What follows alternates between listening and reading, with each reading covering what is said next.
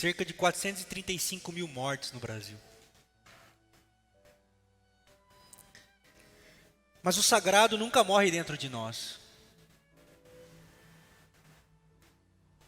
Se o sagrado não morre dentro de nós, e quando acontece aquele momento em que a nossa conexão com o divino ou com o sagrado parece não mais existir, você já se sentiu dessa maneira? Quando você tenta e não consegue mais acreditar, não consegue crer, Deus parece tão distante. Parece que também você se perdeu de si mesmo. E quando percebemos que o sagrado não é nada daquilo que nos disseram a vida inteira, aquilo que nos ensinaram, aquilo que nos haviam dito, não era, não é. O ser humano tem a estranha mania de acreditar no que insistentemente é repetido. Vejam, o mundo se transformou por causa de fake news. As fake news elegeram um presidente nos Estados Unidos e políticos no Brasil inteiro.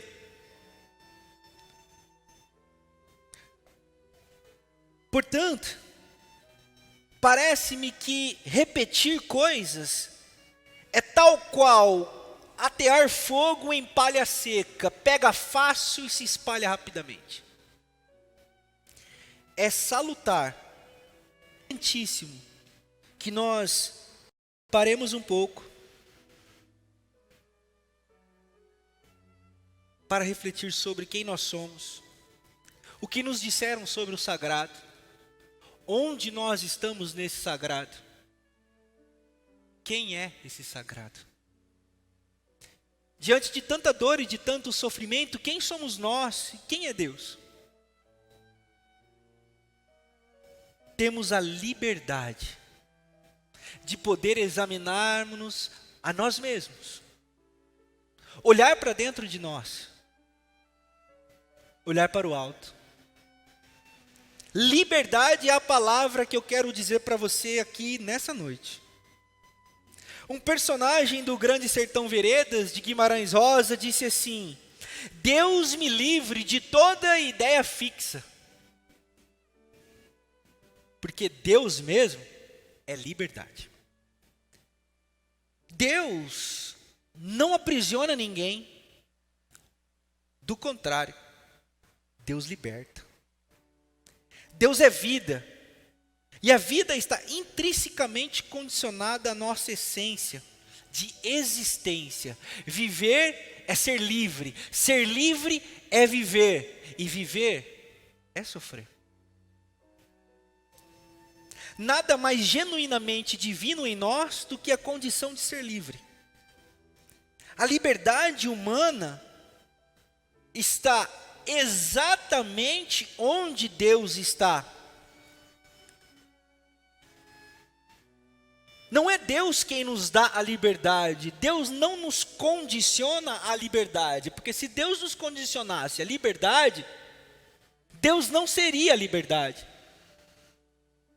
Deus não dá a liberdade. Deus é a liberdade. Encontrar a Deus é encontrar a liberdade.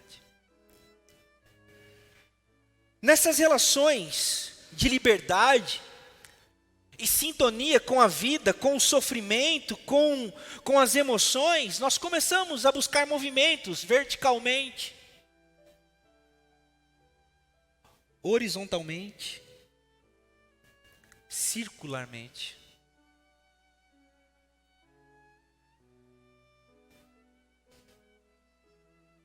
Liberdade é,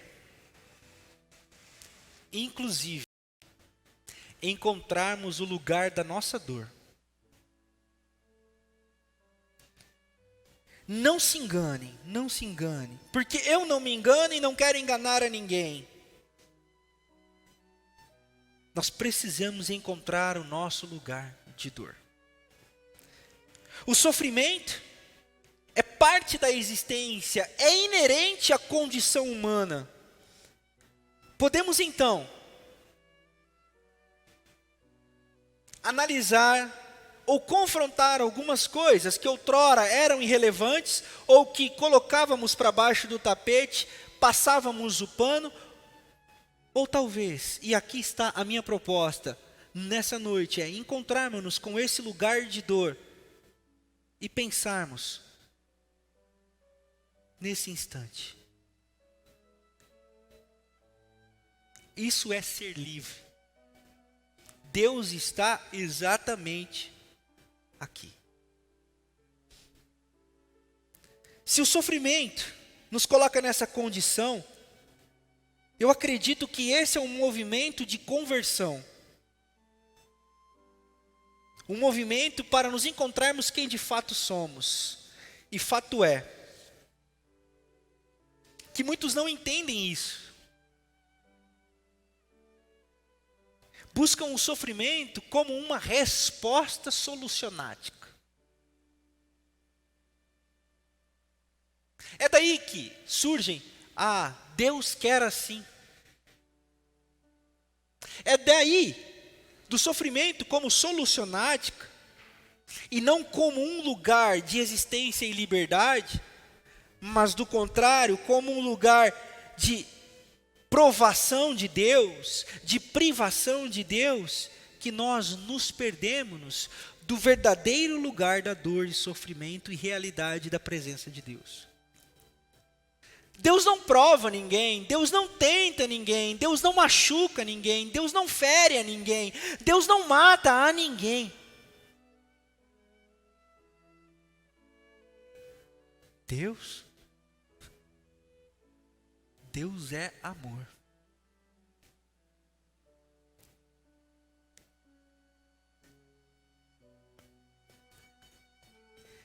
Nesse lugar nós não entendemos muitas coisas. Mas cito aqui Agostinho de Hipona, que diz assim: se compreendes,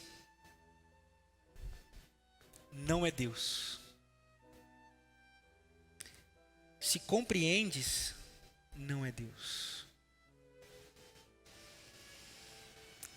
E nesse movimento de liberdade e sofrimento, nos disseram que Deus era, nos fizeram prisioneiros dessas vãs repetições que eu disse no começo. Rubem Alves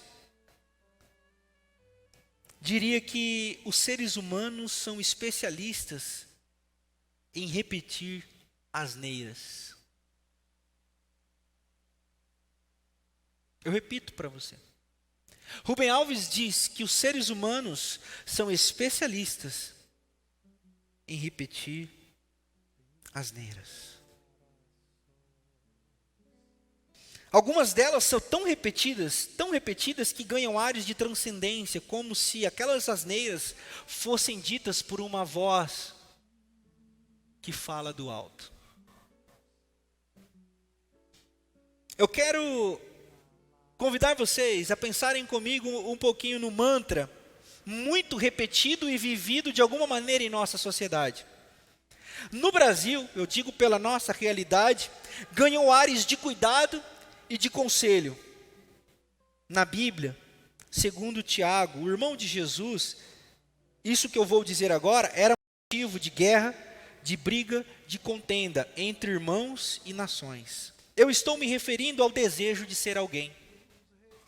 Uma das maiores mentiras que nos ensinaram é que nós precisamos ser alguém na vida. Você já ouviu isso? Quem nunca viu a ameaça para estudar? Você tem que estudar para ser alguém na vida. Você quer ser um Zé Ninguém? Você quer ser uma Maria desconhecida ou você quer ser alguém na vida? Quem nunca ouviu o exemplo do tio falido da família? Quem nunca ouviu o exemplo do primo problemático que não estudou e por isso ele não era ninguém? Que ledo engano.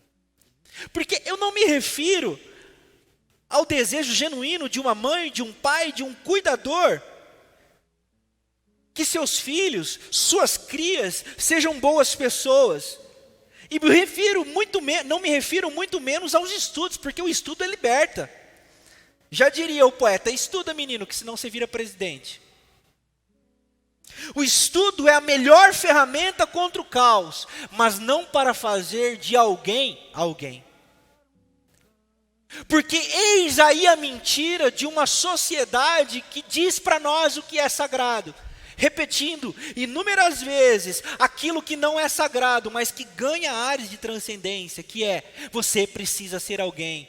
Quando na Bíblia diz que todos somos a imagem e semelhança de Deus, e nós somos sagrados porque nós nos parecemos e contém em nós aquilo que é mais sagrado. Todo ser humano é sagrado, por isso todo ser humano é alguém.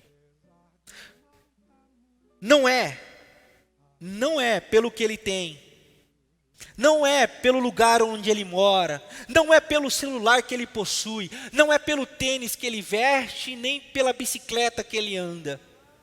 O ser humano é alguém que fala com Deus diretamente, pelo fato de ser o seu filho, a sua imagem e a sua semelhança.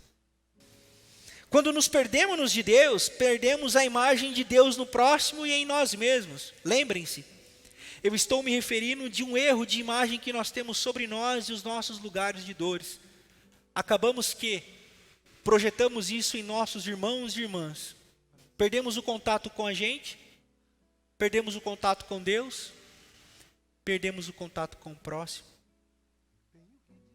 Tudo acabou-se. Ou acabou-se tudo. E é nesse movimento, como eu disse,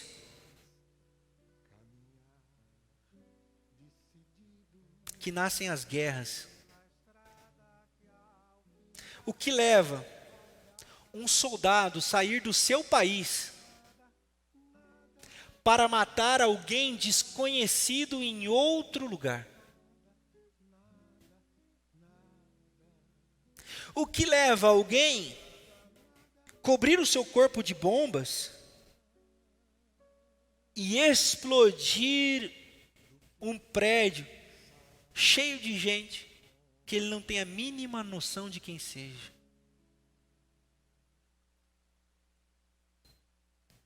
O que nos leva às dores, às mortes, às guerras, se não a perca do senso de que o outro é alguém?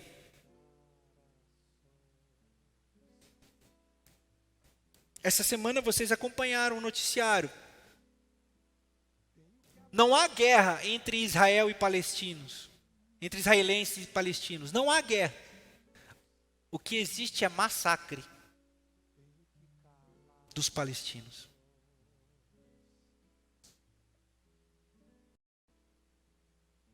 O que leva um país a tirar bomba em um prédio de pessoas que ele sabe que não fizeram nada, pelo simples fato de terem nascido num outro lugar?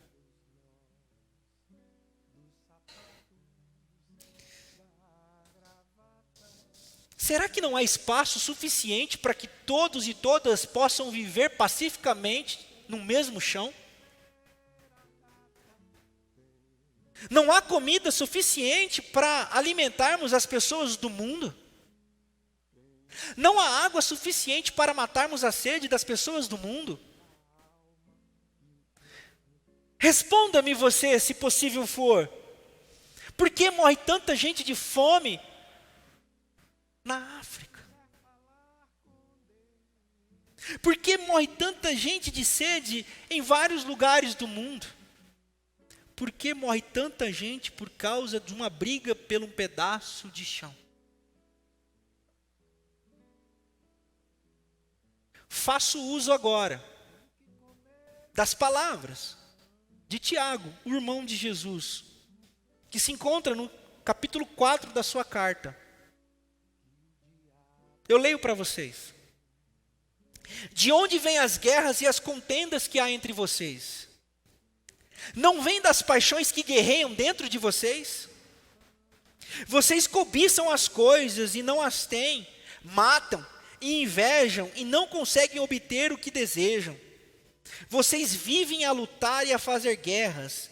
Não têm porque não pedem. Quando pedem, não recebem, pois pedem por motivos errados, para gastarem seus prazeres. Adúlteros, vocês não sabem que a amizade com o mundo é inimizade com Deus? Quem quer ser amigo do mundo, faze-se inimigo de Deus.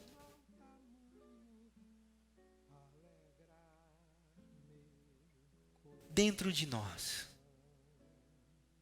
o que há de mais valioso, como eu já disse, é a liberdade. Liberdade de estar com Deus e em Deus.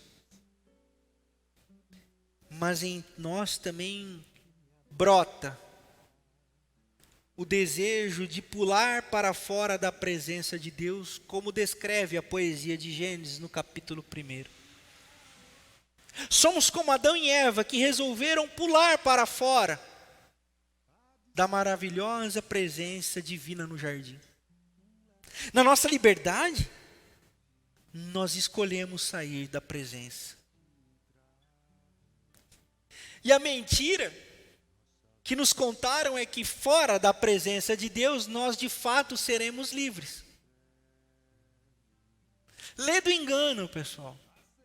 Lê do engano, porque Deus não aprisiona, Deus não prende. Deus, do contrário, liberta, porque como já disse, Ele é a própria liberdade. Por conta dessa revolta, o homem pensa que ser livre é desejar e possuir. Eu desejo, eu trabalho, eu possuo, de fato, sou livre. Liberdade não está com possuir ou ter. Liberdade é estar em Deus para sermos. É o consumismo. É esse mundo consumista que nos diz que nós precisamos desejar, cobiçar e possuir. Repetiram isso para a gente como um manto sagrado, um mantra sagrado. E nós acreditamos. O que temos agora? O que teremos agora? O que queremos agora? O que desejaremos amanhã? Deus. Deus é partilha. Deus é sustento. Deus é poesia. Deus é beleza. Deus é a capacidade de não ter. Não quero, não tenho, logo sou. Se a tradição grega diz penso, logo existo, a tradição rabínica diz porque você existe, eu existo e nós somos. Deus é a comunidade plural. Deus é o sagrado. O sagrado não é aquilo que nos disseram. O sagrado não é as cadeias que nos colocaram. O sagrado não são as mentiras que nos disseram sobre um Deus que mata, sobre um Deus que pune e sobre um Deus que fica nervoso quando não é obedecido. Mas onde está você? Quem é você? O que você quer? A escolha essa noite é sua. Você pode continuar ouvindo as mesmas mentiras, as mesmas vozes e continuar no mesmo caminho, mas eu proponho a você um caminho diferente, o caminho da poesia, o caminho da beleza, o caminho talvez de cruzar o seu deserto, cruzar a sua jornada, cruzar o caminho que te é proposto. Vejam, cruzei por inteiro um vasto deserto, de ponta a ponta, sozinho em silêncio. Do outro lado, um mar de areia. Vi outro deserto para minha surpresa. O mesmo cenário por dias e dias. O vento encobre meus rastros na areia. Carrego o fardo de andar sem sentido, sem nunca saber nem rumo ou destino. Eu sei que é possível vivermos sozinhos, cercado de gente e de conhecidos, perdidos nas rotas e nas nossas rotinas, sem nunca sabermos qual é o destino. Conheça-te, aceita-te, supera-te. Vou repetir: conheça-te, aceita-te, supera-te.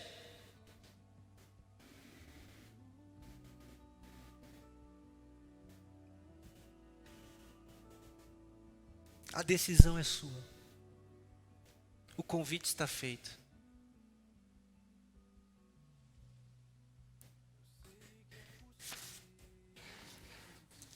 Eu não sei qual é a sua jornada. E eu nem sei qual é a sua jornada daqui para frente. Talvez você também entrou aqui essa noite não sabendo. Mas se você estiver sensível, Deus está falando com você e te mostrando uma direção. Que você possa ouvir. Em nome de Jesus. Amém.